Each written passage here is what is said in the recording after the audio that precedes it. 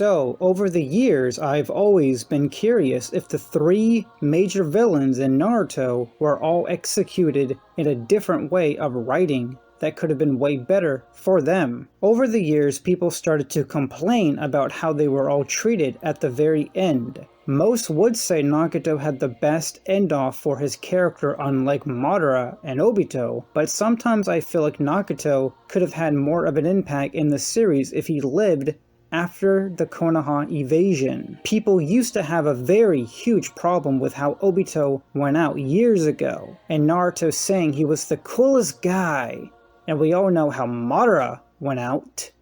So in this video, I'm going to show you how I would have fixed all three Naruto villains in terms of writing of what could have been better for them. The first villain I want to start with is Nagato Pain. I know every time I defend my perspective on Pain, everyone completely denies and disagrees with me because they want Obito to always be on top of everything, which is getting exhausting, well, for me. Now, clarify before I start the Pain character arc, I will be mostly repeating everything I've said about Pain in the past once again in this video in order to get the full context approach when I enter Obito and Madara's new writing in this video. So, here we go. People need to understand there's a difference between being loyal to someone because you generally believe in someone else's ideology, and you're doing everything in your power to make someone else's dream come true, versus following orders because you're in a very impossible, vulnerable position and you don't have a choice but to follow orders after digging your own grave. What I'm saying is, Pain was only following Obito's orders and maintaining a cool profile around Zetsu because Zetsu will report everything to Obito. Pain is not an idiot. Every time he appeared in front of him, Pain had to be on the lookout. This was all done because of survival. Nagato's real body is pretty damn useless and can't do fucking shit. Obito can technically kill Nagato at any moment if he wanted to. Nagato was the one who agreed to work with Obito years ago because he believed in his path of creating peace was true. But if you remember, both Konan and Yariko thought Obito was full of shit and he was talking out of his overlord dark ass. But after Yariko died, Nagato felt like, yeah, Madara, you are right. The way I was going about peace was totally incorrect. I was following the wrong path, and I want to help create this new world you told me about. And just like that, Nagato sealed his own fate. Nagato was on Obito's side during this time, but people seriously keep forgetting about Konan. Her feelings never changed about Obito when she first met Madara with Yariko. You saw a huge glare on their faces, and ever since that moment, Konan's always had her eye out against Obito / Madara. Konan was only in the new Akatsuki because she cared for Nagato and wanted to be by his side on whatever path he wants to be in, even if it means she doesn't agree with it. Nagato was the one that made this decision to work with Obito after realizing how terrible reality really truly is, after losing his best friend, and thought his path was incorrect and it was going to lead to more death. That's why he agreed to work with Obito and his plan and dreams. Obito once said, Nagato was heavily influenced by pretty much anything if you can talk the right words to him. That's how Konan comes into play. Konan, who still never liked or cared about Obito / Madara, even told him she was watching him directly since the moment they met 17 years ago to understand his weaknesses in order to take him down. Years later, Konan at this point probably influenced Nagato during those 17 years they've known Obito to think for himself and for his own dream. This is why Nagato eventually abandoned wanting to make Obito's dream come true, and instead to go back to his original plan on making Yariko's dream come true. More. This is why Nagato even wanted to bring his best friend's dead body back to life as a symbol of him finally fulfilling his dreams of becoming a god and changing this world. Yariko was the one who originally said those words, not Nagato. It was Nagato's inspiration to take what Yasuko wanted to become a god and change everything for a better world. Nagato is literally doing all of this for someone else's dream that meant more to him than Obito's. But this is the problem for Nagato. Nagato dug, I repeat, dug his own grave by partnering with Obito years ago. He can't just walk out after agreeing with Obito. He can't just leave. He's crippled. He's useless. You understand why Nagato is such in a vulnerable situation. So instead, he remained in the organization with Konan for survival. And this is what I've been defending for Nagato. Nagato needed information about the tailed beasts in order to develop his future war plans. Nagato and Konan were just playing house with Obito behind his back, acting like they generally cared about his plan. But they didn't. Pain and Konan are not naive. They both know Obito could kill both of them instantly if he wanted to. Pain eventually decided on what path he wanted to go towards. But in order to make his dream become into a reality, he has to take everything that Obito wants out of him. If he has a mission for him, he will fulfill that mission. Whatever Obito wants, Nagato has to obey. Like I said, this is survival. Nagato was the one who did this to himself. Even if he had his new plans planned with Konan, that doesn't change the fact that Obito can kill him. And in order to achieve what Pain wants, what Nagato wants, he has to remain in this position until the time is right. So, throughout the years they partnered with Obito, they now know the awareness of tailed beasts, and he wanted this power in order to control all the wars of shinobi. Pain and Konan had to know about their existence and meaning. They probably heard the concept of the tailed beasts, but Obito knew more about them than both of them. And before Obito knew, Madara told him everything he needed to know about the tailed beasts. And after that, he passed the same information to both Pain and Konan. And after they knew what these tailed beasts were, that's when Pain was developing his plan secretly with Konan. Obito had the most information about them compared to them. So let me just say something real quick. It has been a very long debate in Naruto for a very long time whether or not did Pain really know about the Infinite Tsukuyomi plan. And to be fair, there's really no clear answer to this question. Some fans say yes, some fans say no. But in my personal opinion, I'm really having a very hard time believing for the last 17 years, Obito didn't open his mouth once about the moon plan. You're telling me nobody was curious, nobody asked once about what the fuck are we doing? They just simply agreed with Obito's plans without any questions, without any whereabouts about the direction we are going. They just agreed to a plan they knew nothing of. To me, it makes no sense. It's part of human nature to be curious. What path are we going in? And I don't think once they never knew. They did not spy.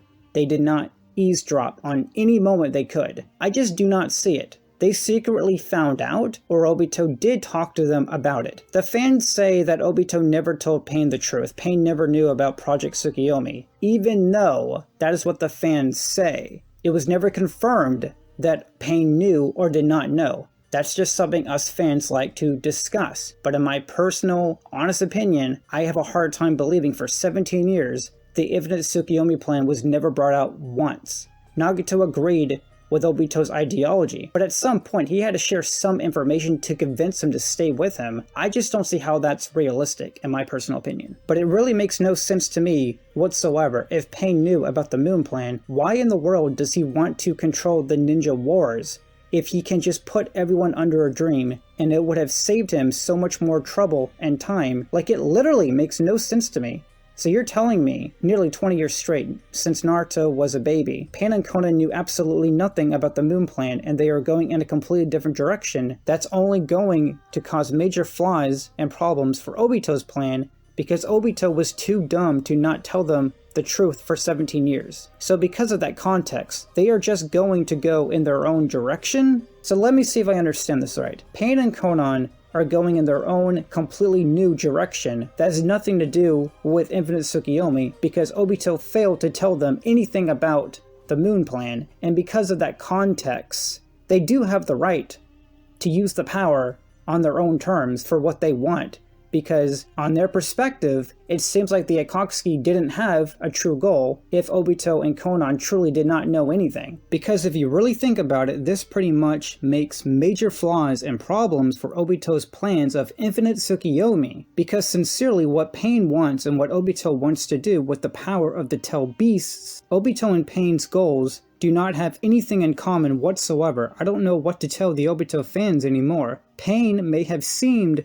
like a pawn in front of Obito, but when Obito wasn't around, clearly this man didn't give a flying damn. Pain said and claimed he was fucking God and there was no other way for peace besides his plan. And there's a very good chance he knew about Infinite Tsukiyomi from the very beginning, or learned it down the road, and he still didn't give a damn, with or without knowledge of it. He still was going in his own direction. You could not stop this man's ideology. This is how I would have fixed the writing here for Nagato Pain. Sorry I had to get all of that out of the way. Kishimoto simply just did not follow through their relationship. He left a few hints of material that were some disagreements going on between both of them, Obito and Pain, but it's still flat. There's just not enough material to work with between their relationship. But if you follow the certain writings and patterns I've been laying out in this video, you can tell Pain and Obito were still a bit iffy on each other, but mostly Pain following Obito's wishes, the way he wanted them to be fulfilled. I personally believe if Nagato disagreed with Naruto, and this is how I would rewrite Pain/Nagato going forward, if Nagato lived. They both worked out their flaws, but Nagato doesn't give up his dream still. He leaves with Konan. Nagato later on comes back with a better Pain body. He's going after Obito for his tailed beasts in the middle of the 4th Great Ninja War. Not to mention, if Obito ever wanted the Rinnegan, Obito still would have to fight Pain. And Pain and Konan aren't just going to give him that Rinnegan, he needs it for his plans for the tailed beasts. So at some given point, these two were going to fight regardless. Obito can't do anything to Nagato if he doesn't know where his real body is. So that can be for Nagato's advantage over him. I would have loved to have seen Obito and Pain actually work out their disagreements with each other, talk about their honest opinions about each other, talking about the certain directions they both want to go in with the power of the Biju. They are both not on the same page secretly in their hearts. I would have loved to see an actual conversation between both of these two characters. It could go into conflict, or it can be a simple disagreement. One way or another, this would have been interesting storytelling, in my personal opinion. Pain tells him why he's betraying him, and why he values his best friend's dream over Obito's. Obito is beyond disappointed because he truly believed they had a great partnership. But no, they never did. They were only following orders for survival. Because if you personally ask me, I think Obito secretly did care about Nagato a little bit. I do not think he was actually going to use Nagato as planned to bring the real Madara back. I think if things went in Obito's perspective, he would have allowed Nagato, Pain, to be by his side in order to gather everything else for Infinite Tsukiyomi, especially maybe offering him to be in the war, or making him to be in the war. I do not believe Obito was actually going to just waste Nagato like that. And it has been very obvious at certain points in the show that Obito probably believed Madara was using him behind his back in certain viewpoints. And Obito did catch on to it, and one of the things he would be doing would be sacrificing himself, and he won't be the savior. And we pretty much know that Obito wanted to be the savior. He did not want Madara Uchiha to be the savior. So, in my personal opinion, he was going to spare Nagato. But besides all that, I really just believe on Pain's perspective, he was following orders with Konan in front of Obito, obeying all of Obito's wishes because he needed to survive. Pain can't do anything to change the world if Obito can just kill him. He respectfully obeyed every order, every mission, and did what he did to survive in the Akatsuki in front of Zetsu and Obito, but at some point, he was going to gather the Tell Beasts and perform his war plans. That being said, this is my perspective on the character. This is how I would have rewritten Pain/Nagato if Nagato lived. He came back with a better body of Pain. He fought against Obito to gather the Tell Beasts for his use. It does not matter if Pain loses or wins. It's about perspective and different ideologies. Now we can finally move on to Obito Uchiha. I liked how Kishimoto handled him originally. Obito lost everything he ever loved, which was Rin, and everything else in his life, he just let it rot, or he was the one trying to kill everyone else, because the one thing he loved was taken from him, and that had a huge influence on his future actions to erase everything in his life, or erase everything and all of existence of humanity. Obito was supposed to originally gather all the tail beasts for Madara Uchiha, kill Nagato by making him use art of Rinne Rebirth to resurrect Madara. Madara becomes the Ten Tails Jinchuriki, and finally fulfills Infinite Tsukuyomi. And Obito, I guess, will get a pat on the back for being a good, loyal boy to Madara? Yeah, as we all know, Obito over time secretly did not trust Madara after and since the day they met.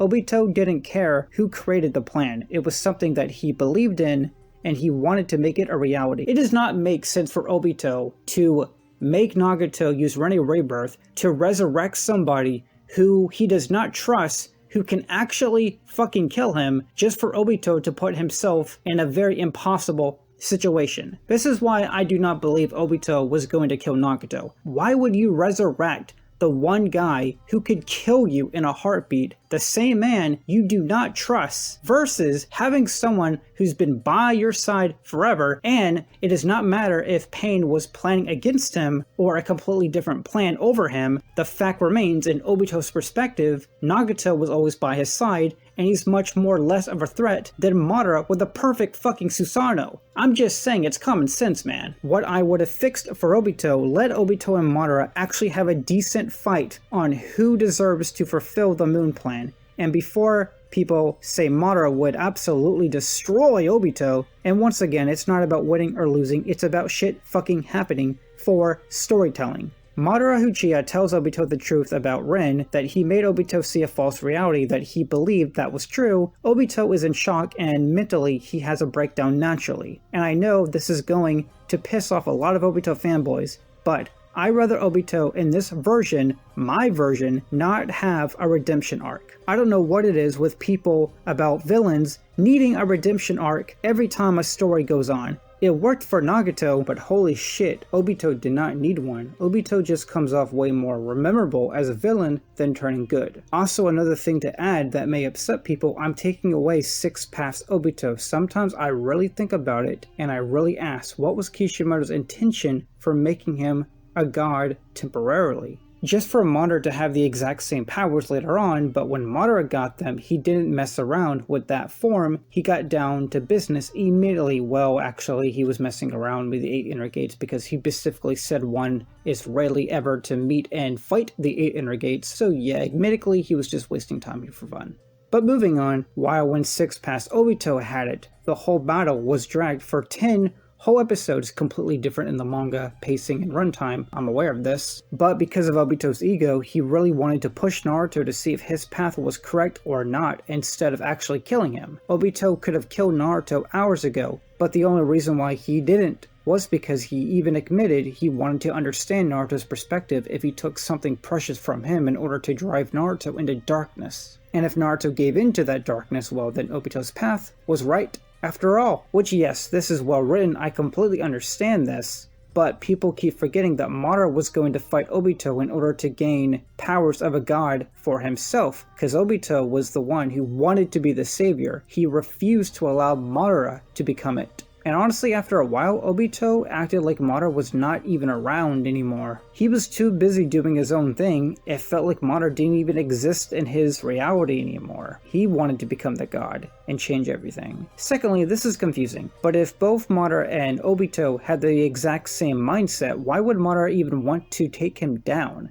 Obito would still fulfill his dream, it's just Obito is the one doing it, not Madara. Kinda like how Obito did everything for Madara because he was fucking dead, so maybe Obito believes since he got both of them this far, he deserves to be the one to fulfill the dream goal. I don't know, Kishimoto's original version is a mess. This is what I would have changed. In the original story, let Obito challenge Naruto, let Obito fight Kakashi. That still stays, that is still good. Obito is still trying to figure out what was he really doing this entire time after finding out he was just a puppet for Madara. Obito will question, was the world really as bad as I believed if Ren's death was fake and it didn't happen by natural causes, since it was all part of the plan for Madara to control him? Then maybe. But to clarify, the shinobi world would still be a huge mess, but the world wouldn't be as bad as what Obito imagined it to be if he still had the love of his life still with him. The ninja world would still be chaotic, no doubt,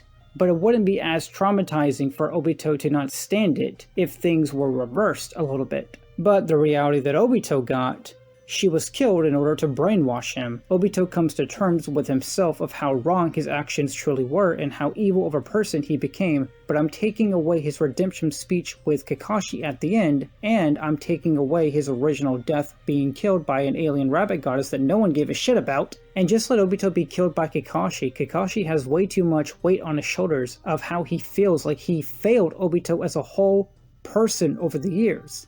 And like Kakashi said in the original story, in order to protect the past Obito, I have to kill the current Obito. Madara respectfully thanks Obito for getting him this far into the game. Obito dies by his ex-best friend, but also convincing himself that he was in the wrong and he shouldn't have done anything that he did. He comes to terms he was just a pawn for Madara, even though Obito knew from the start he couldn't trust Madara, but still regardless, he didn't have all the information gathered of what really happened to Ren's death that night. Obito dies, and Madara can finally have some decent screen time because he was the one that had the most build-up in what the story was aiming towards. Kishimoto had to finish Obito's story arc first before he could get to Madara. This is why Madara in the original version of the series was in the background for so long. Kishimoto wasn't done writing Obito yet. But in my opinion, having a character like Madara should be the next villain with the most screen time, because Obito escaped death so many times, I stopped caring about him as a whole person because I don't play or like that kind of shit of writing. Obito should have died a long time ago in the series, but Kishimoto just wouldn't let him die already. I understand there's logical reasons why and how he survived, I just don't agree with it. Obito, in my opinion, had a little too much screen time after Madara joined the war, but the moment when Madara joined the final battle with Naruto Uzumaki, Kakashi, and my guy, and before anybody jumps on me that I want Madara to have more screen time because I'm a fanboy to him over Obito, no.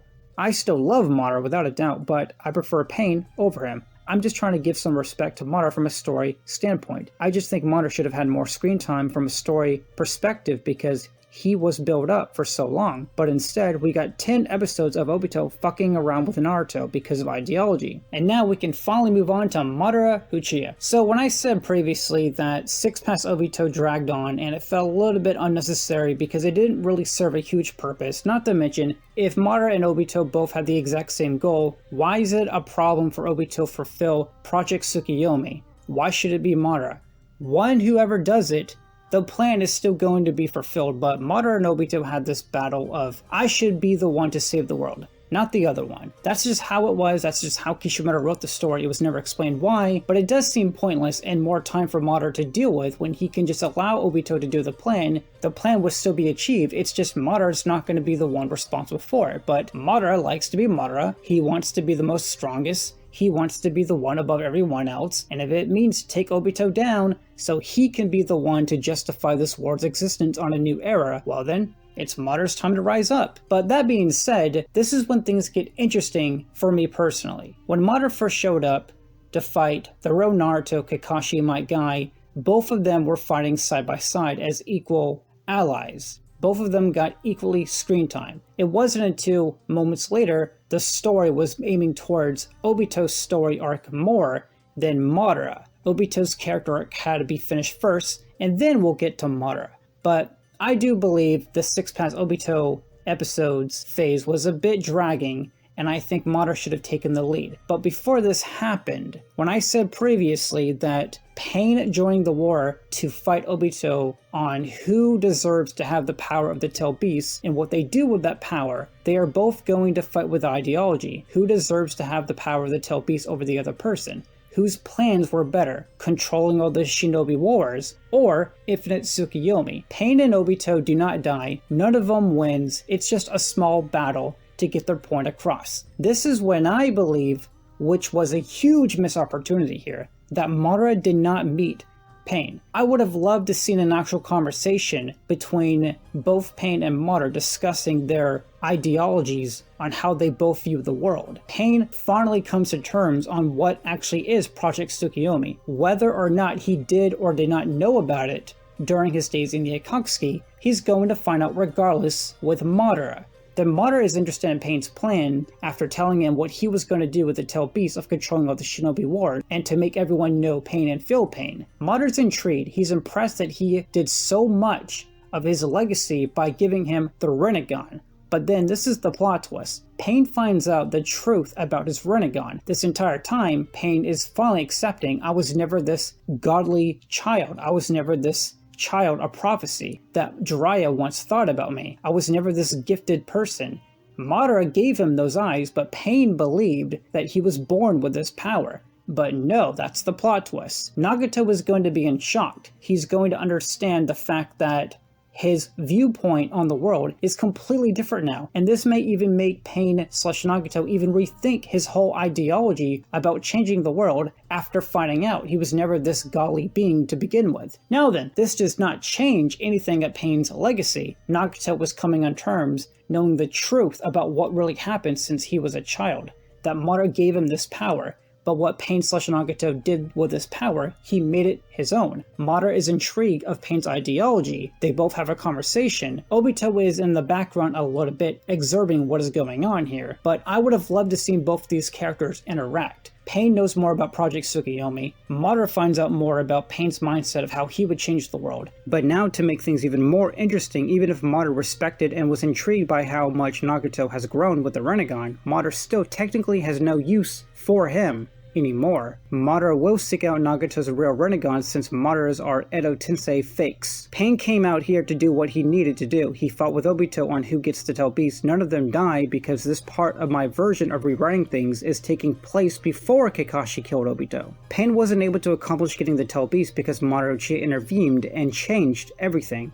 After Madara had his talk with Nagato, he now wants to have his original eyes back. Even though Madara thought Pain's ideology on changing the world was really interesting, he knows it's not going to happen. Madara's plan is in full action, and in order to go back into battle, he needs to be better prepared, and that is why he's going to go seek out his original eyes. Konan, who came here with Pain to assist him on capturing the Tell Beast, is now trying to protect him from Madara Uchiha. Konan fucking dies. Pain's last remaining corpse, Tendo Pain, has a decent good fight, but eventually Madara will take him down hard. Madara meets the real Pain. Nagato is sadly completely useless. He can't do anything against him. Nagato either gives him his own eyes, or Madara rips them out by force. Madara takes a bit of a pity on Nagato, so he lets him live. Madara joins the battle, also hanging on to the real Rinnegan for safekeeping later on when Madara has a better real body. Now we can go back to the events that happen after these. Obito is dead, killed by Kakashi, Konan is dead, and the last Pain body is broken from Madara. Nagato is useless, but he's still alive. Madara eventually becomes the Ten Tails Jinchuriki. Madara becomes the god he always wanted to become. He has the final battle with both Naruto and Sasuke. I dislike their god powers,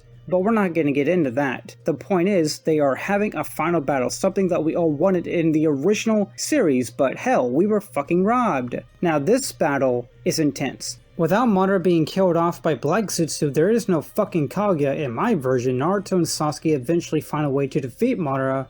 Well, if that's even possible in my version, I don't know. But we can't worry about that. They defeat him somehow. They release the Infinite Tsukiyomi that Madara launched way before he lost the battle with Naruto and Sasuke. And that's pretty much covering everything I needed to say, fixing a few things of what I would have preferred and wanted out of Obito, Pain, and Madara. Now then, this is just me talking about my perspective. I'm very aware people are going to disagree with me, and that's completely fine. We are human after all. I am Delix. Subscribe if you want, stay ninja weird, and please let me know what do you think about this version. Have a good night. Bye.